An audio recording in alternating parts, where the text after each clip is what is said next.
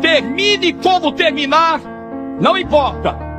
Ninguém vai tirar o seu status de ídolo de uma nação inteira. I heard that you settled down, that you... Ídolo pra mim é o Cristiano Ronaldo. Cara, que saiu da onde ele saiu, de jogar no esporte, certo?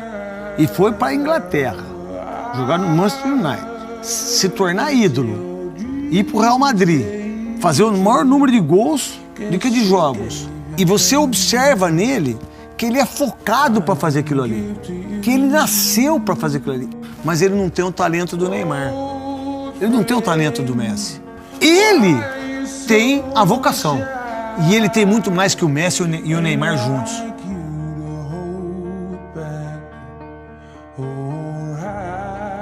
From the light.